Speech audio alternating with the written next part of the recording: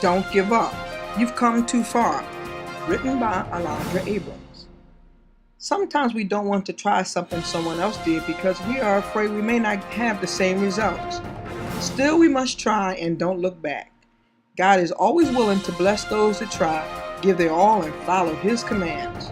Children need to know that this applies to their lives also, and in following their parents' instructions as well as God, they will be blessed and feel good about themselves. Don't give up. You've come too far. It was a beautiful day outside. The sun was shining brightly. Birds were chirping in the trees, and there was a slight breeze blowing just enough to keep the heat down. Rosie sat on her steps with a very sad look on her face. Her friends came by and asked, "Rosie, do you want to play?"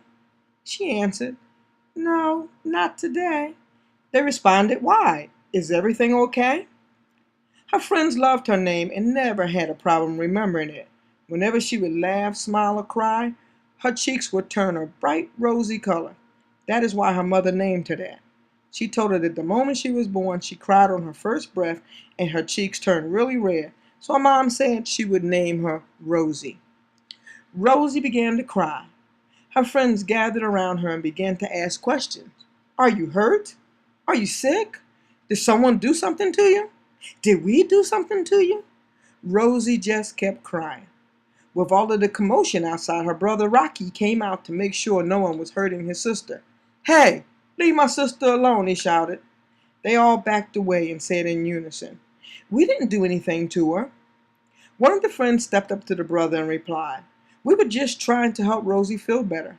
She was sitting there so sad and didn't want to play." "Did you do something to make her sad? Did you?" Um,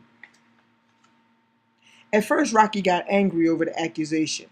He calmed down, placed his hands in his pocket, and lowered his head. His voice got very soft as he began to speak. Well, we miss our grandmother. She used to come by all the time, and she would bring us things and give us practically anything we wanted, with our parents' permission most of the time." Rosie added, "Yeah, but the thing we liked best were the old stories she used to tell us." Another friend asked, "What kind of stories?"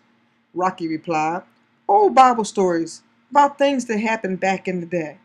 She had a way of telling the story so that it pulled you right into it, and you never wanted her to stop. Another one of her friends asked, "So where's your grandmom now?"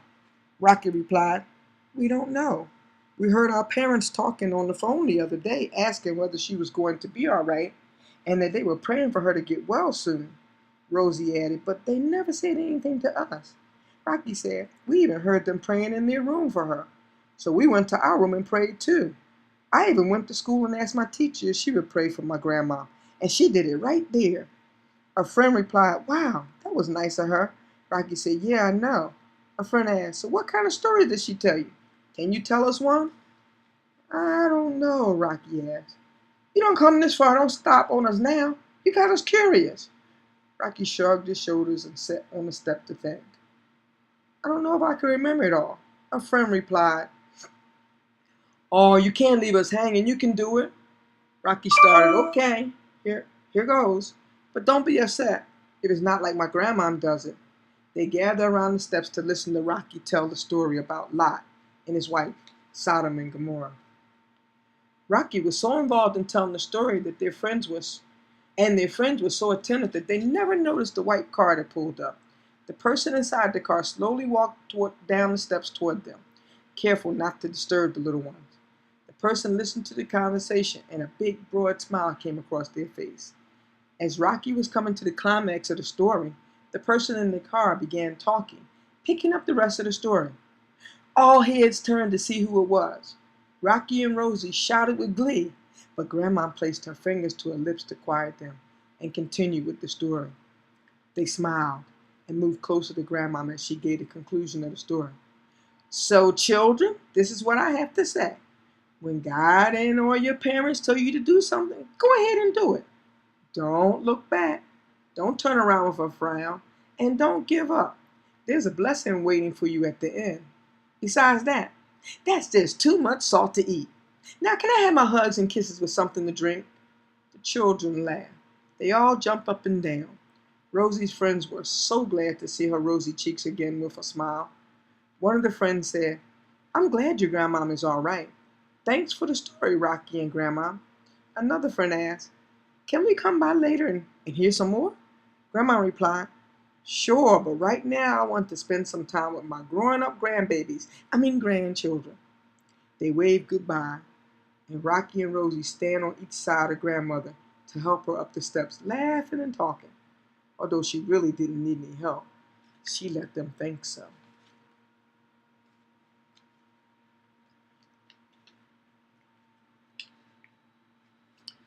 Don't give up. You've come too far. Know ye not that they which run in a race run all, but one receiveth the prize?